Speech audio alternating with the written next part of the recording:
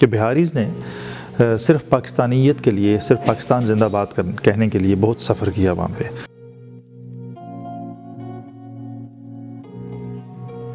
میں ڈاکٹر طلعت شبیر، میں ڈائریکٹر ہوں China Pakistan study centre at institute of strategic studies Islamabad. یہ جو مظالم کی متھ ٹوٹی ہے ابھی بہت لیٹلی، سمیلا بوس کی کتاب اگر آپ پڑھیں تو انہوں نے کلیئرلی اس پہ بتایا کہ یہ ڈیڈ ریکننگ میں انہوں نے ذکر کیا کہ یہ جو فگرز دی جاتی رہیں یہ صحیح نہیں ہے۔ آپ کو شاید یہ اندازہ بھی ہے کہ وہاں پہ 34,000 آرمڈ فورسز کے 34,000 لوگ تھے وہاں پہ، جس میں 23,000 جو تھے وہ انفینٹری کے لوگ تھے جو جنگ کے اندر انوالو تھے۔ ویئرز اس کے مقابل میں دیکھیں گے آپ تو جو فگرز ظاہر ہے وہ تھوڑی سی 1.5 لاکھ سے لے کے 4 لاکھ تک انڈین آرمی وہاں موجود تھی، اور مکتی بانی کی جو تعداد، جو ٹرینڈ انڈین آرمی نے جو ٹرین کیے ہوئے تھے لوگ مکتی بانی کے، ان کی تعداد 1 لاکھ سے زیادہ تھی۔ تو آپ دیکھیے کہ جب آپ انڈیپینڈنٹ لوگوں کو پڑھتے ہیں جو اس ایسٹ پاکستان کرائسس پہ جنہوں نے لکھا ہے انڈیپینڈنٹلی، ان کی رائے میں یہ جو مظالم کی تعداد، جو مظالم کی جو انٹینسٹی، جو اس کا والیوم بتایا جاتا ہے وہ اس طرح نہیں ہے۔ تو اب یہ ہے کہ کافی دیر تو لگ گئی، لیکن میرے خیال میں بھی انٹرنیشنل اسکالرز بھی اس بات کی تائید کرنا شروع ہو گئے ہیں کہ بنگلہ دیش میں یا ایسٹ پاکستان میں جو مظالم کی داستانیں سنائی جاتی رہی ہیں وہ ایسے نہیں ہیں۔ ویئر کچھ لوگوں نے یہ بھی ذکر کیا کہ ویسٹ پاکستانی فوجیوں کے اوپر بڑے مظالم ہوئے،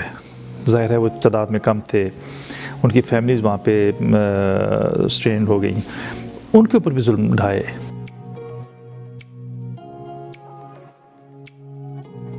مکتی بانی نے اور انڈین آرمی نے جو وہاں پہ سلوک کیا وہ بہت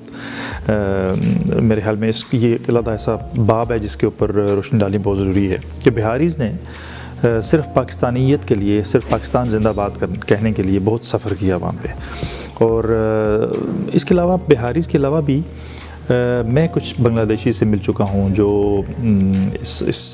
اس کو بڑا درد کے ساتھ سناتے ہیں، اس قصے کو وہ بہت پین کے ساتھ ذکر کرتے ہیں ایسٹ پاکستان کے الگ ہونے کو، فال آف ڈھاکہ کو وہ بتاتے ہوئے درد مندی کا اظہار کرتے ہیں، ان کی I could feel their pain۔ تو یہ نہیں تھا کہ بہاری تو آف کورس ان کی قربانیاں اور ان کا جو افواج کے ساتھ کھڑا ہونا، ان کا پاکستان کے ساتھ کھڑا ہونا بہت ایک اہم باب ہے ہماری ہسٹری کا، لیکن باقی بنگالیز بھی اور نان بنگالیز بھی جو وہاں پہ تھے انہوں نے بھی بہت قربانیاں بھی دیں، اور وہ یونائٹڈ پاکستان کے حق میں تھے۔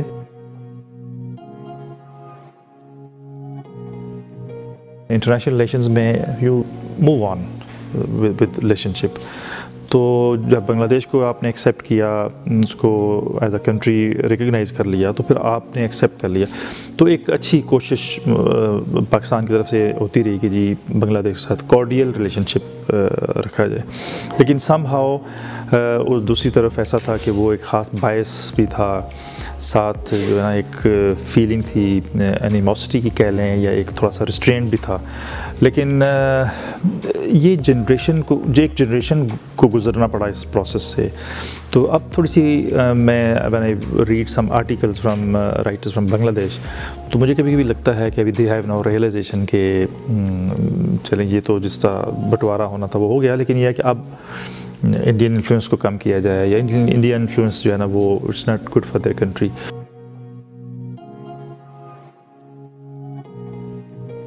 لیکن مودی نے، چونکہ مودی کا ایک ہندتوا کا جو نظریہ ہے وہ اس کو پش کرتے ہیں کہ جی پاکستان کے اوپر ہائبرڈ وارفیئر کا جو ہے نا اس کو کیا جائے، اور اس کے نتائج جنگ کی طرح کے نتائج حاصل کیے جائیں اس سے۔ اب اس کا جو بڑا ٹارگٹ ہوتا ہے کسی بھی ہائبرڈ وارفیئر کا جو ایک کانسیپٹ، اس میں یوتھ، اس کسی بھی ٹارگٹ ملک کی یوتھ جو ہے اس کا ہدف ہوتی ہے۔ تو جو ہمارے ہاں یہ ہے کہ ادارے بڑی اس پہ کوشش کی جا رہی ہے، لوگوں کو انفارم کیا جا رہا ہے، لوگوں کو بتایا جا رہا ہے دس از ہائبرڈ وارفیئر، آپ کو تقسیم کرنے کی کوشش ہو رہی ہے، آپ کی اکانومی کو ٹارگٹ کیا جا رہا ہے، آپ کے لیڈرز کو ٹارگٹ کیا جا رہا ہے، آپ کے اداروں کو ٹارگٹ کیا جا رہا ہے۔ تو ایک خاص قسم کی تقسیم کا ایک ماحول بنایا جاتا ہے، ٹارگٹ جس ملک کو آپ نے ہدف بنانا ہو، ہائبرڈ وارفیئر کا. تو میں جب when I look at things اور اپنے اداروں کی پہ دیکھتا ہوں تو کافی کوششیں ہو رہی ہیں کہ آپ اس جو ہائبرڈ وارفیئر ہے اس کے اثرات کو زائل کرنے کی کوشش کریں. آپ بھی ہائبرڈ وارفیئر کا مؤثر جواب دیں. تو ایک تو ہم نہ صرف میں بلکہ ہمیں اپنے اداروں پہ یقین رکھنا چاہیے. جن لوگوں کا کام ہے ان کو پتہ ہے کہ انہوں نے اس کو کیسے ہینڈل کرنا ہے.